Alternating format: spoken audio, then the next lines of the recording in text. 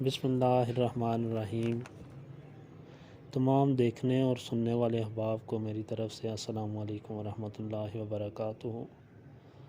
तमाम दोस्तों को मैं अपने चैनल हिकमत के मोती में खुशामदीद कहता हूँ। उम्मीद करता हूँ कि सारे खैरियत से होंगे। अल्लाह पाक सबको अपनी हिफ़्ज़ व अमान में रखे, सेहत तंदुरुस्ती वाली ज़िंदगी अता करे। मैं आज बात करूँगा मलेरिया बुखार पर। मलेरिया बुखार की क्या अलामात होती हैं और इसके इलाज पर। तो पहले बात करते हैं कि मलेरिया बुखार की अलामात क्या हैं। आम तौर पर मलेरिया मच्छर के काटने से ही होता है। अक्सर औक़ात बरसात के मौसम में और बरसात के बाद ये वबा की सूरत में फैलता है। मलेरिया में जो बुखार होता है सर्दी लग कर चढ़ता है। ये बुखार 5-6 घंटे तक बुखार रहेगा और ख़ुद ब खुद उतर भी जाएगा। बुखार उतरने के बाद मरीज़ की जो कैफ़ियत होती है वो बहुत ज़्यादा कमज़ोरी महसूस करता है जिस्म में, और उसी कमज़ोरी की वजह से नींद का गलबा भी बहुत ज़्यादा हो जाता है। मरीज़ को बहुत ज़्यादा नींद आएगी इसमें। मलेरिया में सर दर्द का होना, सर्दी लगना, कै आना, बार बार दस्तों का आना, ये मलेरिया की अलामात होती हैं। मलेरिया में जो पहली किस्म होती है उसमें सर दर्द रहता है बहुत ज़्यादा, सुस्ती होती है जिस्म में, जिस्म सुस्त रहता है बहुत ज़्यादा, कै आती है, जिस्म टूटता रहता है हर टाइम, बस यही दिल करता है मरीज़ का कि लेटा रहे। तो इसके बाद फिर एकदम से लर्ज़ा तारी होता है और बुखार हो जाता है, और तकरीबन 5-6 घंटे तक बुखार रहता है। और दूसरी किस्म में होता है कि मरीज़ की नब्ज़ बहुत तेज़ चलती है, प्यास का गलबा भी बहुत ज़्यादा होता है।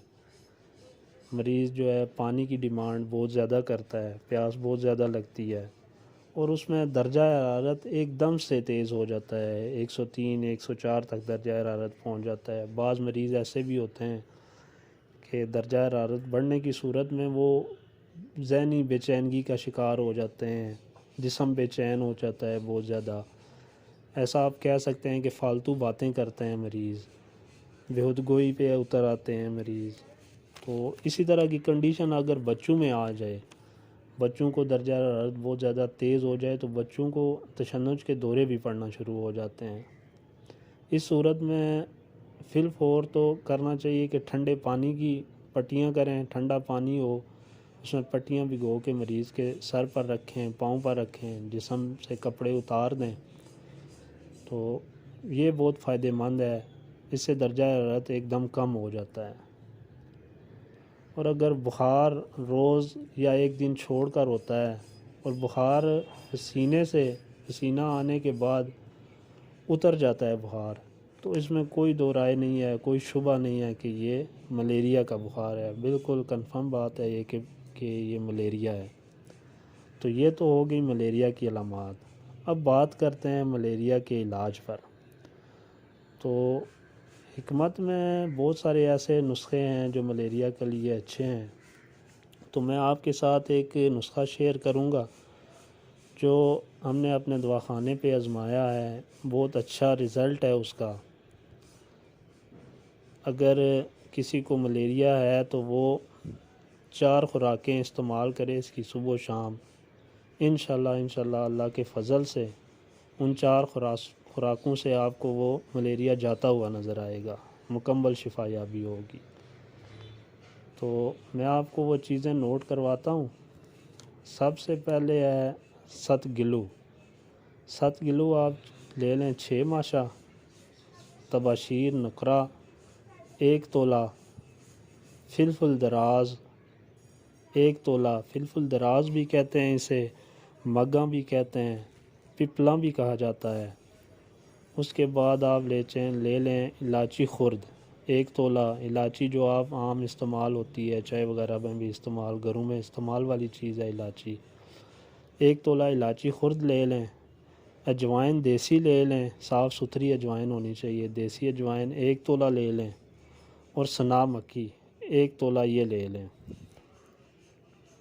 सना मक्की ध्यान रखें कि साफ़ सुथरी हो, उसमें तिनके ना हों बहुत ज़्यादा, तिनके आप साफ़ कर लें, पत्ते हों। 1 तोला ये ले लें और सब चीज़ों को यकजा करके आप सफ़ूफ तैयार करें, इसका पीस लें। लंगरी में पीस लें, इसे ग्राइंडर में भी पीस सकते हैं, इसे आसानी में पिस जाएगी ये। इसमें कोई इतनी ख़ास चीज़ ऐसी है नहीं जो सख्त हो। ये पीस के आप बोतल में रख लें, ऊपर से ढक्कन से ही टाइट करें ताकि नमी ना लगे। और ये आप सुबह शाम 2-2 माशा ताज़ा पानी के साथ लें। पानी बहुत ज़्यादा ठंडा ना हो, घड़े का पानी इस्तेमाल कर सकते हैं, अगर हो तो ताज़ा पानी ले लें। ताज़ा पानी से 2 दिन तक आप इसे इस्तेमाल करें, बेहतर है 3 दिन इस्तेमाल करें। 2 दिन के अंदर अंदर इंशाल्लाह अल्लाह के फ़ज़ल से बुखार का आराम आ जाएगा। इसी के साथ सब भाइयों से इजाज़त चाहता हूँ। आइंदा मज़ीद अच्छी वीडियो देखने के लिए मेरे चैनल को सब्सक्राइब भी करें। वीडियो पसंद आने की सूरत में इसे लाइक भी करें और शेयर भी करें आगे, किसी का हो सकता है किसी भाई का भला हो जाए। अपना ख्याल रखें। अल्लाह पाक आप सब का हामी व नासिर हो। अस्सलामु अलैकुम व रहमतुल्लाहि व बरकातुहू।